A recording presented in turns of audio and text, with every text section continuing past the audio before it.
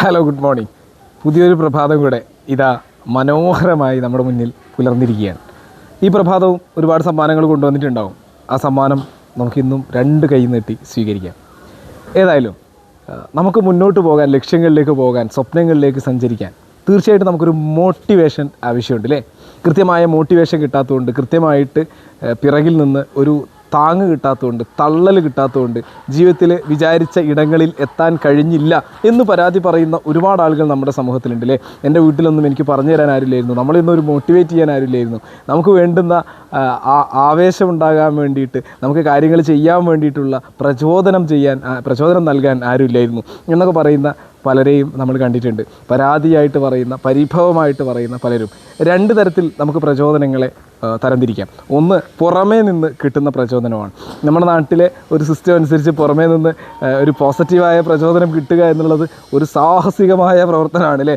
പലരും പ്രചോദിപ്പിക്കുക എന്ന് പറയുന്നത് വളരെ പ്രയാസമുള്ള ഒരു കാര്യമാണ്. എന്നാലും പുറമേ നിന്ന് ഒരുപാട് പ്രചോദനം കിട്ടുന്ന ആളുകളുണ്ട്. കൃത്യമായിട്ട് പ്രചോദനം കിട്ടിക്കഴിയുമ്പോൾ, നമുക്ക് നല്ല മോട്ടിവേഷൻ പുറത്തു നിന്ന് കിട്ടുമ്പോൾ, നീ സൂപ്പറാണടാ എന്ന് ആരെങ്കിലും പറയുമ്പോൾ, നീ ആ ചെയ്തത് അടിപൊളിയായിട്ടുണ്ടടാ എന്ന് പറയുമ്പോൾ, നീ ചെയ്ത കാര്യങ്ങളിൽ നിനക്ക് ഇനിയും ഒരുപാട് വിജയങ്ങൾ എത്തിക്കും എന്ന് പറയുമ്പോൾ, നിനക്കതിന് കഴിവുണ്ട്, എനിക്കത് മനസ്സിലായിട്ടുണ്ട് എന്ന് ആരെങ്കിലും പറയുമ്പോൾ, നമുക്കത് ചെയ്യാൻ വീണ്ടും വീണ്ടും വല്ലാത്തൊരു ആവേശം തോന്നാറുണ്ട്, വല്ലാത്തൊരു ആഗ്രഹം തോന്നാറുണ്ട്. നമ്മളതിൽ കൂടുതൽ ഡെവലപ്പ് ചെയ്യുകയും ഒരുപാട് ഉയരങ്ങളിൽ എത്തുകയും ഒക്കെ ചെയ്യാറുണ്ട് അല്ലേ? ശരിയല്ലേ?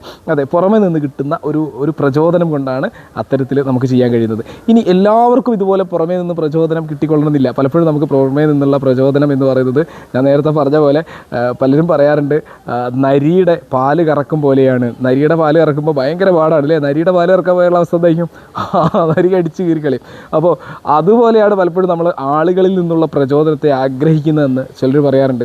എന്നാലും പുതിയ കാലത്തേക്ക് നമ്മുടെ നാട് മാറി ഇപ്പോൾ നന്നായിട്ട് ഒരു നല്ല പോസിറ്റീവ് ചെയ്യുന്ന ആളുകളെ സോഷ്യൽ മീഡിയയിലൊക്കെ നന്നായിട്ട് പ്രചോദിപ്പിക്കുന്ന ഒരവസ്ഥ കാണാറുണ്ട്. എന്നാലും നമ്മുടെ ഫാമിലിയുടെ ഇന്നറിലേക്ക് വരുമ്പം പ്രചോദിപ്പിക്കുന്ന ആളുകളെ കുറവായിട്ടാണ് നമ്മൾ കാണാറുള്ളത്. എന്നാലും പഴയകാലവുമായിട്ട് അപേക്ഷിക്കുമ്പോൾ ഒരുപാട് മെച്ചമാണ്. ഒരുപാട് ആളുകൾ നന്നായിട്ട് പ്രചോദിപ്പിച്ച് ആളുകളെ മുന്നോട്ട് കൊണ്ടുവരുന്നുണ്ട്. എന്നാൽ എല്ലാവർക്കും ഈ ഒരു പ്രചോദനം കിട്ടിക്കൊള്ളണമെന്നില്ല. അപ്പോൾ നമ്മൾ എന്താ ചെയ്യേണ്ടത്? അങ്ങനെ പ്രചോദനം നമുക്ക് കിട്ടുന്നില്ലെങ്കിൽ നമ്മൾ ചെയ്യേണ്ടത്, നമ്മുടെ ഇന്നറിൽ നിന്ന് ആ പ്രചോദനത്തെ ഉണ്ടാക്കാൻ, നമ്മുടെ ഇന്നറിൽ നിന്ന് ആ പ്രചോദനത്തെ ഉണർത്താൻ നമുക്ക് കഴിയുക എന്നുള്ളതാണ്. നമുക്ക് പുറമേ നിന്ന് കിട്ടുന്ന പ്രചോദനം പോലെ രണ്ടാമത്തെ ഒരു വിഭാഗമാണ് നമ്മുടെ ഇന്നറിൽ നിന്നുണ്ടാകുന്ന പ്രചോദനം. നമ്മുടെ ഉള്ളിൽ നിന്ന് തന്നെ നമുക്ക് വേണ്ടുന്ന പ്രചോദനത്തെ നമുക്ക് ഉണ്ടാക്കിയെടുക്കാൻ കഴിയും. എങ്ങനെ നമുക്ക് നമ്മുടെ ഉള്ളിലെ ആ ഒരു എനർജിയെ, ആ ഒരു പ്രചോദനത്തെ നമുക്ക് ഉണ്ടാക്കിയെടുക്കാൻ കഴിയും എന്നുള്ളതാണ് നിങ്ങളോട് ഇന്ന് സംസാരിക്കാൻ ആഗ്രഹിക്കുന്നത്. പ്രത്യേകിച്ചും ഇത് വളരെ സേഫാണ്. ഇത് വളരെ നമുക്ക് വളരെ ഈസി ആയിട്ട് ഉണ്ടാക്കാൻ കഴിയുന്നതാണ്. നമ്മൾ ആരെയും ഡിപ്പെൻഡ് ചെയ്യാതെ നമുക്ക് മുന്നോട്ട് കൊണ്ടുപോകാൻ കഴിയുന്നതുമാണ്. ഒന്ന്, ഏറ്റവും പ്രധാനപ്പെട്ടത് നമ്മൾ ചെയ്യേണ്ടത്, നമുക്ക് ഒരുപാട് ഗുണങ്ങളുണ്ട്, ഒരുപാട് പോസിറ്റീവുകളുണ്ട്. നമ്മൾ ചെയ്ത നമ്മുടെ ഒരുപാട് അനുഗ്രഹങ്ങൾ പടച്ചോ നമുക്ക് നൽകിയിട്ടുണ്ട് അല്ലേ?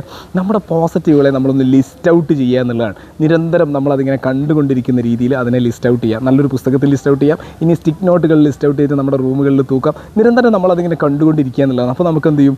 സ്വയം ഒരു പ്രചോദിക്കാനുള്ള ഒരവസരം ഉണ്ടാവും. രണ്ടാമത് നമ്മൾ ചെയ്യേണ്ടത്, നമുക്ക് ചെയ്യാൻ കഴിഞ്ഞ ഒരുപാട് നല്ല കാര്യങ്ങളുണ്ട് അല്ലേ? ഒരുപാട് നന്മകൾ ചെയ്യാൻ നമുക്കൊക്കെ കഴിഞ്ഞിട്ടില്ലേ? പലരെയും സഹായിക്കാൻ കഴിഞ്ഞിട്ടുണ്ട്, പലർക്കും സന്തോഷം നൽകാൻ കഴിഞ്ഞിട്ടുണ്ട്, പലരുടെയും ഹൃദയങ്ങളിൽ സന്തോഷത്തിൻ്റെ ഒരു തിരി നൽകാൻ കഴിഞ്ഞിട്ടുണ്ട്. നമുക്ക് ഒരുപാട് നല്ല കാര്യങ്ങൾ ചെയ്യാൻ കഴിഞ്ഞിട്ടുണ്ട്. നമ്മൾ ഈ ജീവിതകാലം മൊത്തം മോശത്തരങ്ങളാണോ ചെയ്തേ? അല്ല, ഒരുപാട് നന്മകൾ നമുക്ക് ചെയ്യാൻ കഴിഞ്ഞിട്ടുണ്ട്. ഇങ്ങനെ നമ്മൾ ചെയ്ത നന്മകളെ നമ്മൾ ലിസ്റ്റ് ഔട്ട് ചെയ്യും.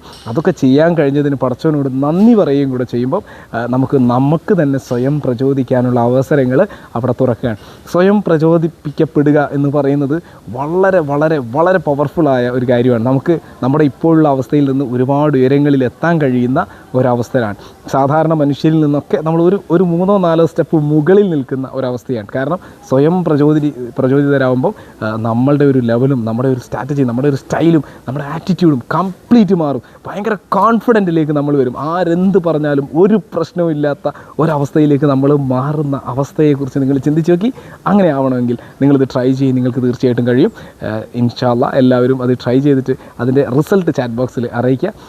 ഇന്ന് ഇവിടെ നിർത്തുന്നു. Tata bye bye. Thank you.